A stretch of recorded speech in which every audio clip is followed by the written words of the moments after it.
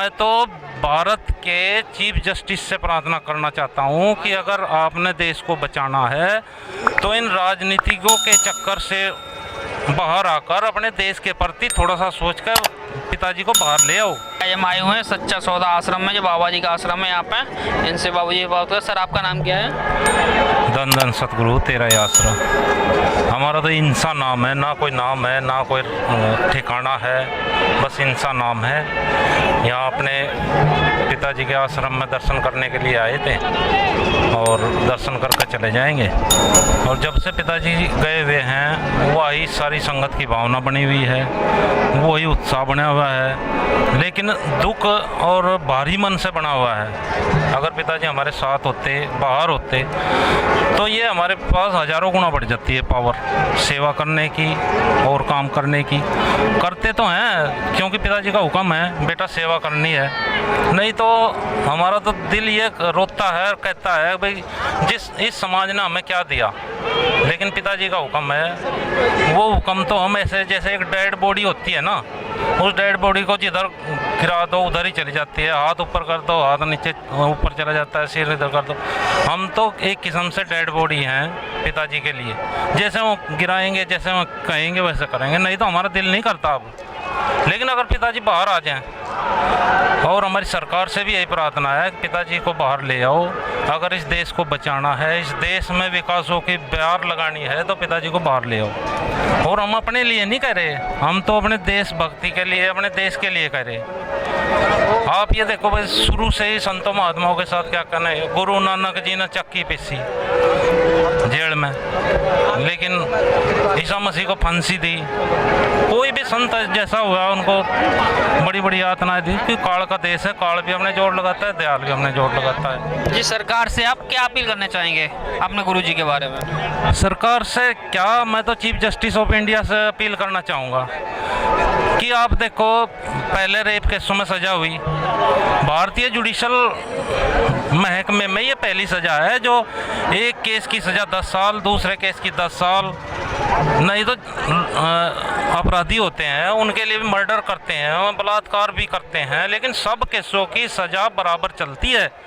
लेकिन ये ऐसा स्पेशल केस क्या बनाया इन्होंने, भाई इनकी सज़ा भाई 10 साल एक की पूरी होगी, 10 साल उसके बाद होगी, उसके बाद दूसरे मर्डर केस की उम्र कैद शुरू होगी।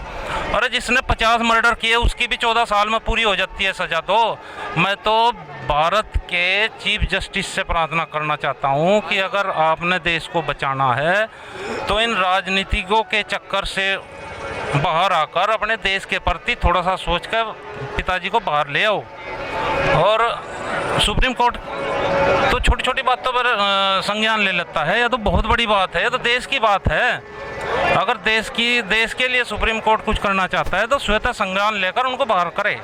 और बाहर करने के बाद देखे नज़ारा लोगों का, कितनी सेवाएं लोग करते हैं। आज 7-8 करोड़ हैं, उनके आते ही संगत इतनी तैयार बैठी है कि कम से कम 25-30 करोड़ साथ लगेंगे। जब 25-30 करोड़ आदमी एक साथ जो भी कार्य करेंगे उसका देखकर अंदाज़ा अमेरिका, ब्रिटेन, फ्रांस, रूस क्या है, कुछ भी नहीं। हमारे पास तो इतनी मैन पावर है, और वो मैन पावर का स्रोत रोहतक जेल में बैठा हुआ है।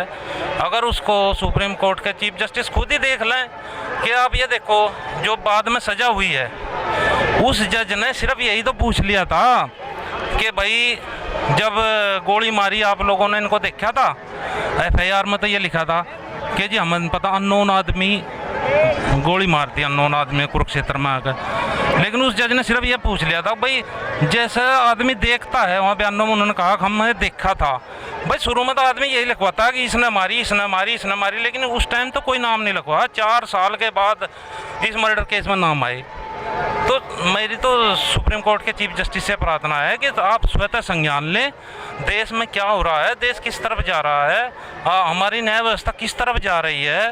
भाई एक 50 मर्डर करने वाला उसकी तो सज़ा 14 साल, और एक 376 की धारा, नहीं वो चाहे अपराध हो चाहे निरपराध हो, ये तो न्यायिक भाषा है, ये तो न्यायिक प्रक्रिया है।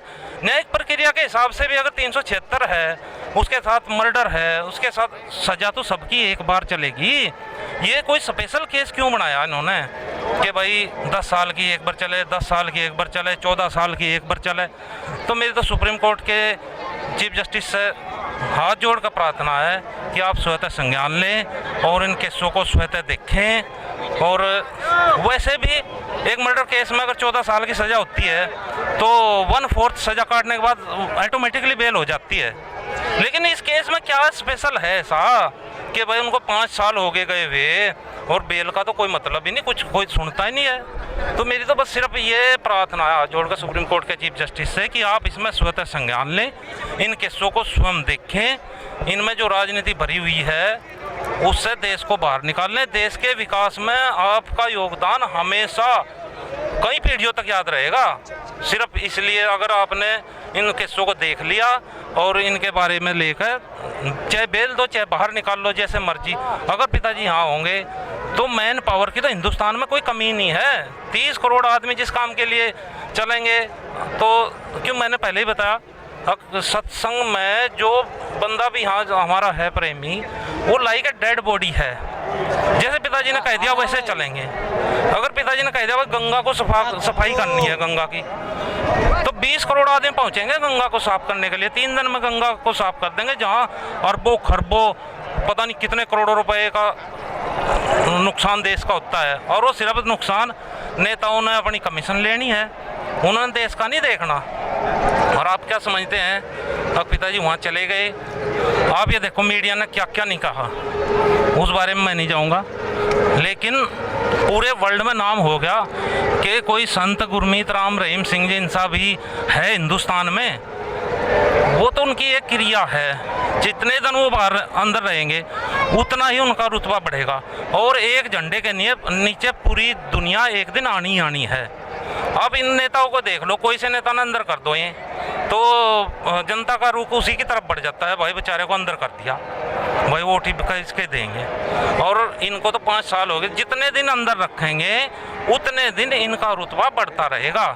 तो मेरी तो प्रार्थना है सुप्रीम कोर्ट के चीफ जस्टिस से, क्यों राज्य सरकारें तो सारी एक हैं, इन्होंने तो ये है अब भाई तो समानांतर सरकार चला रहे हैं, बस इन्हें तो इनको अंदर करना। मेरी तो सिर्फ सुप्रीम कोर्ट के चीफ जस्टिस से प्रार्थना है कि आप इनमें स्वतः संज्ञान लें और अपने आप इनको देखें। अगर आपको कुछ दिखाई दे तो बाहर कर दें। ठीक है जी, हमारे साथ रहने के लिए बहुत बहुत धन्यवाद जी आप।